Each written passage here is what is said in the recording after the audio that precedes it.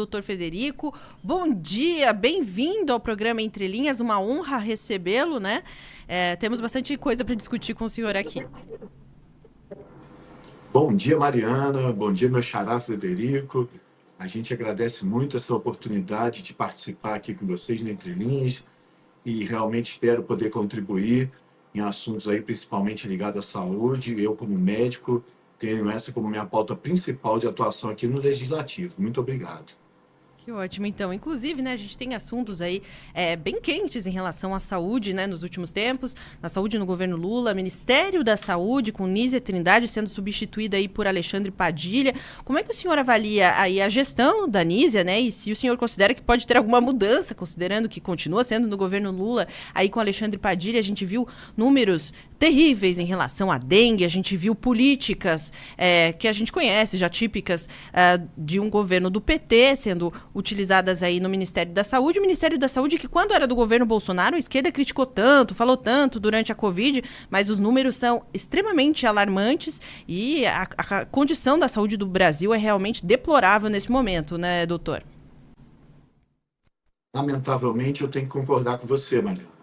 Nossa saúde ela vai de mal a pior e a ministra Nízia, na condução, começou com um cartão de visita muito ruim, que foi o consentimento da resolução número 715 do Conselho Nacional de Saúde, que baliza o plano plurianual e o plano nacional de saúde. E nessa resolução, praticamente nada foi tratado sobre o cuidado e o tratamento da população brasileira em relação às doenças mais graves, doenças crônicas, como doenças cardiovasculares, câncer. Praticamente não existia menção a essa necessidade real do povo brasileiro. E, por outro lado, foi uma resolução focada em assuntos como liberação de aborto, liberação de drogas, utilização de hormônios e cirurgias para troca de sexo em crianças. Foi um absurdo essa resolução. Isso nos chocou muito e nos demonstrou como seria um governo difícil através do ministério da ministra Nízia. Interpelamos a ministra, buscamos audiências públicas, convocações, e acabou que essa resolução não foi tão à frente, mas logo depois ela vem com a obrigatoriedade da vacina de Covid para crianças e adolescentes. Um tema que eu me debrucei muito, Mariana, onde eu, como médico, oncologista, sempre trabalhei minha vida toda em pesquisa, em estudos, e durante o mês de janeiro de 2024, eu e minha equipe debruçamos sobre todos os estudos que conseguimos, com muito custo, que o Ministério da Saúde nos encaminhasse para realizar essa obrigatoriedade de vacina para a Covid nas crianças e adolescentes.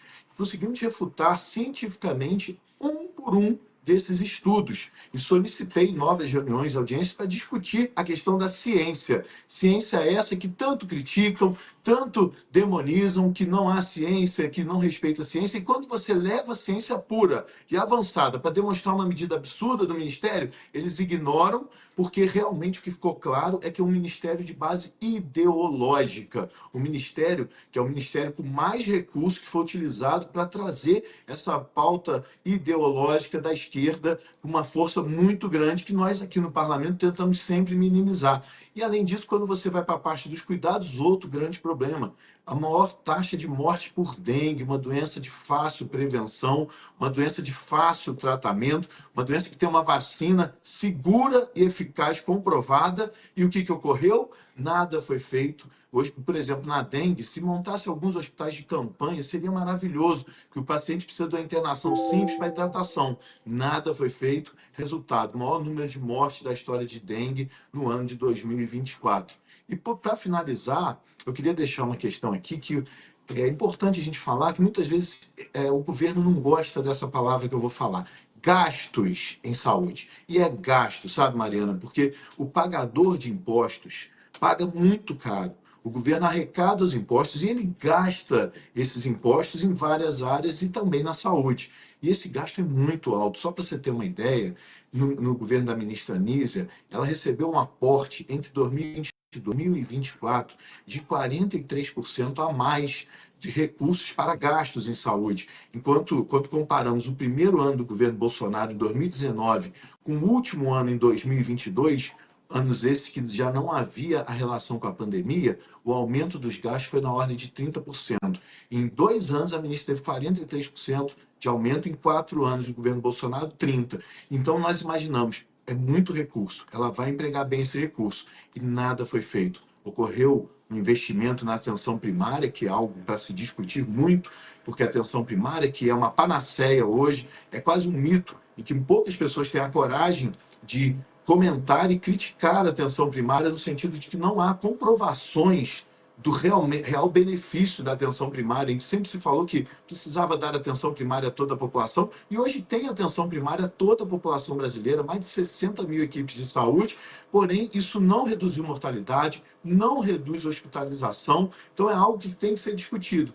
Agora, o grande problema do Brasil, quando você começou, que é considerado caos no Brasil, são as filas para tratamentos, para cirurgia, para exames, pessoas que ficam anos nessas filas, sofrendo, aguardando o procedimento. Muitas vezes, pessoas pobres, pessoas simples, que se apertam muito e acabam desistindo do sistema público de saúde, do SUS, e vão pagar do seu bolso, com muito sacrifício, consultas, exames e até cirurgias. Isso é lamentável num país em que você tem um aporte de 230 bilhões de reais anual para a saúde, você vê as pessoas sofrendo tanto, e onde mais precisam, que é do tratamento das doenças crônicas, da minha área, que é da oncologia, da cardiologia, doenças pulmonares, essas doenças são relegadas. E só para concluir, não há no orçamento nenhuma definição do recurso empregado para essas doenças. Mas, para finalizar, a atenção primária, que já colocamos nossa observação aqui, ela hoje custa ao bolso do pagador de impostos brasileiros cerca de 50 bilhões de reais por ano.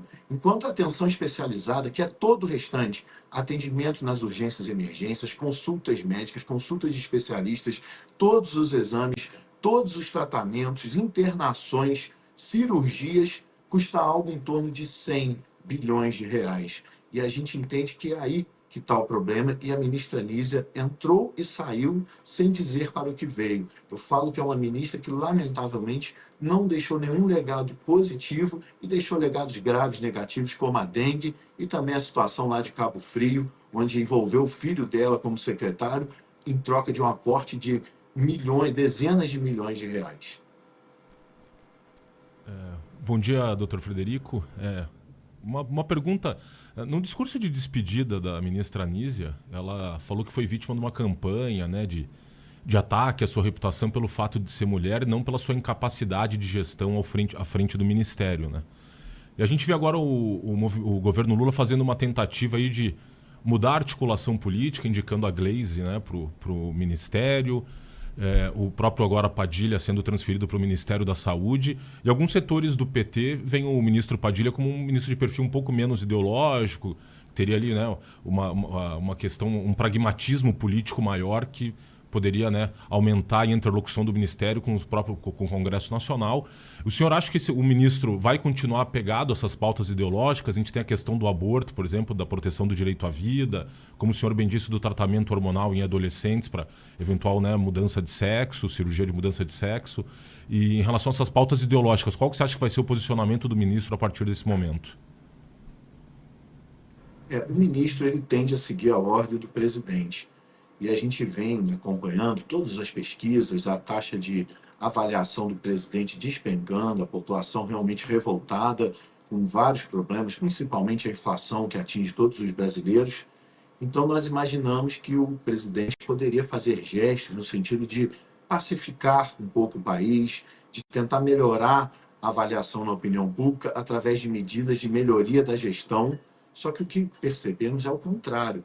A partir do momento que o presidente coloca a atual ministra Gleisi Hoffmann nas relações institucionais, uma ministra claramente radical, de extrema esquerda, que sempre defendeu essas pautas citadas como aborto, como pauta ideológica, pauta LGBT, e ele coloca essa ministra talvez num dos cargos mais importantes, que é as relações institucionais. Eu não acho que vai existir uma guinada ao centro, muito menos acolhendo algumas das excelentes ideias da direita nesse governo.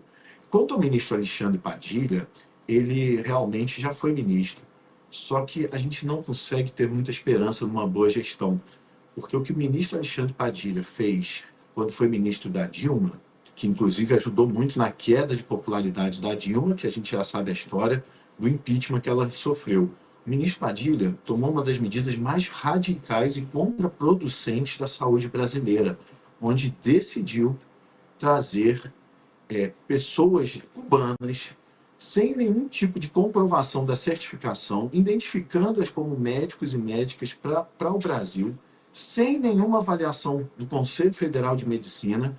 E esse programa chamado Mais Médicos, em que trouxe dezenas de milhares de cubanos para atender a população brasileira, sem nenhuma comprovação da técnica e nem sem saber a língua, nós, da área da saúde, principalmente dos médicos, consideramos que foi uma das piores medidas da história da saúde pública nacional. Então, eu gostaria que o ministro viesse com uma outra visão, uma outra cabeça, que fosse mais aberto ao diálogo e acatar sugestões, como feitos, por exemplo, em relação à vacinação obrigatória das crianças com Covid, mas eu espero me surpreender de forma positiva. Porém, minha expectativa com o Ministério do Alexandre Padilha é muito pequeno e nós vamos fazer a nossa função de fiscalizar, cobrar e defender a população nessa pauta tão nobre que é a saúde, que cuida do nosso maior patrimônio, que é a vida. E, por fim, em relação ao discurso da ministra Nízia sobre misoginia, eu realmente não sou muito favorável a esse tipo de discurso, porque, independente do sexo, eu acho que nós precisamos demonstrar competência. E eu sei que tem muitas mulheres por esse Brasil extremamente competentes, assim como tem muitos homens. E o caso da ministra eu vejo muito mais como uma incompetência. Mas, por outro lado, a gente vê na bolha da esquerda uma revolta muito grande pela demissão de mais uma mulher. E, na minha opinião, foi um dos motivos que também fortaleceu a indicação da ministra Gleisi Hoffmann na Secretaria de Relações Institucionais para equilibrar um pouco nesse cenário e o presidente Lula falar para dentro dos seus apoiadores de esquerda, dentro da sua bolha.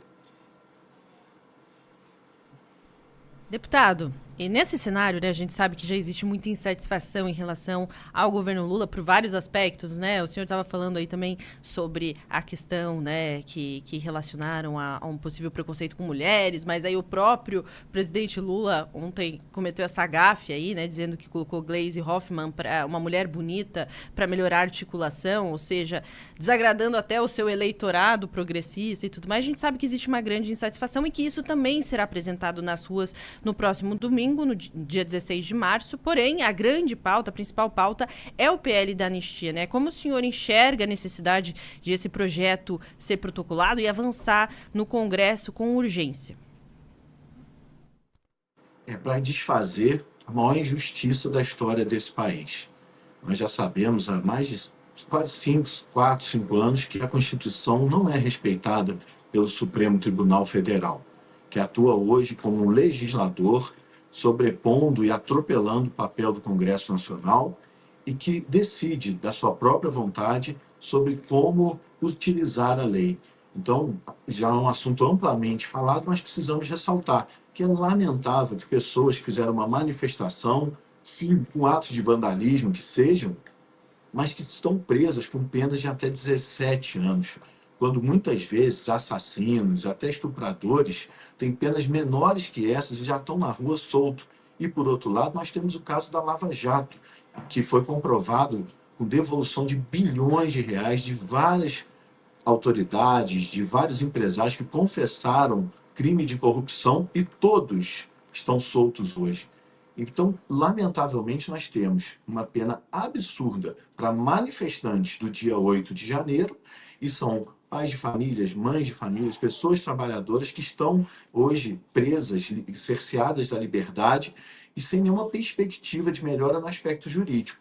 Então, é muito louvável ver o parlamento se levantando. Foram feitas várias articulações, inclusive com o ex-presidente Bolsonaro, que trabalhou muito aqui junto com a oposição, para que a gente pudesse apoiar, por exemplo, o candidato à presidência da Câmara, Hugo Mota, e tenho certeza que uma prioridade, a maior prioridade hoje da direita, dos conservadores no Brasil, é aprovar a anistia para esses presos injusta e covardemente devido à manifestação de 8 de janeiro. Mas nós precisamos do apoio popular. Por isso esse movimento de união, em que todas as cidades declinaram de fazer manifestações separadas e convocaram a população para comparecer em peso no dia 16 de março, nesse domingo, em Copacabana, para demonstrar mais uma vez a força das ruas, para demonstrar mais uma vez a real pesquisa que é a população apoiando as autoridades, principalmente o ex-presidente Bolsonaro, demais autoridades que vão estar presentes, que defendem defendem uma visão justa sobre pessoas que fizeram uma manifestação no dia 8 de janeiro. O que é a visão justa? É uma pena razoável para vandalismo, que seria no máximo uma pena de 2 anos, em que você teria 1/6 da pena e ninguém ficaria encarcerado. E realmente avaliar caso individual, porque o STF avaliou praticamente de forma coletiva. Não tem prova de cada pessoa dessa que está presa. E o pior ainda, as pessoas eram para ser avaliadas e julgadas em primeira instância. Então esse absurdo só vai ser corrigido com uma grande mobilização popular. E o nosso trabalho aqui, muitas vezes a população não compreende as articulações feitas, como nesse caso que eu quero ressaltar mais uma vez, do apoio ao presidente Hugo Mota. É que caso apoiássemos um outro candidato que fosse derrotado, a nossa esperança de aprovar o PL da anistia aqui seria zero.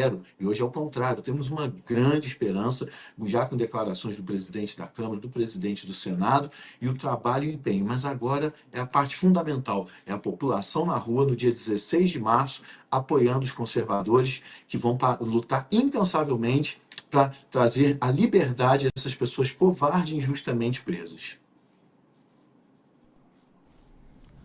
Doutor Frederico, o senhor comentou, né, das manifestações. A gente viu que no primeiro momento houve uma discussão se era melhor manter as manifestações espalhadas pelo Brasil todo, se seria mais conveniente concentrar numa única manifestação no Rio de Janeiro, né, para reunir mais pessoas e até conseguir despertar maior atenção da imprensa ali para todas as pautas que vão ser levadas para as ruas.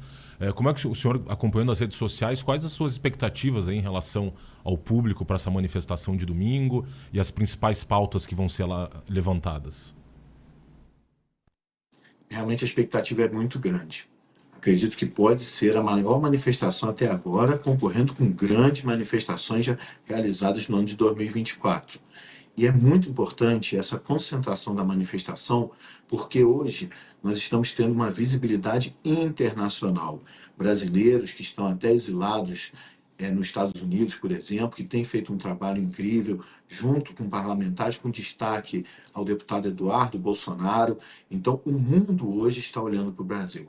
O mundo hoje está entendendo essas injustiças e essas covardias que estão sendo feitas aqui no nosso país, um país que está caminhando fortemente para um autoritarismo, uma ditadura do judiciário.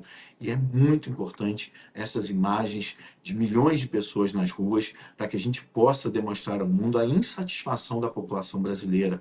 Ela realmente não está nada satisfeita com o que vem sendo feito, com esses atropelos, com esse autoritarismo, com essa perda total da função da Constituição brasileira. Eu digo que ela nem foi rasgada, ela foi picada, e a gente precisa demonstrar essa força concentrando o maior número de pessoas possíveis no mesmo local. E a minha expectativa, realmente estarei lá presente, e a minha expectativa é que seja a maior manifestação realizada até hoje aqui no Brasil, porque a gente vai estar lá num ato de solidariedade pelas pessoas presas injusta e covardemente no 8 de janeiro através de medidas autoritárias do STF.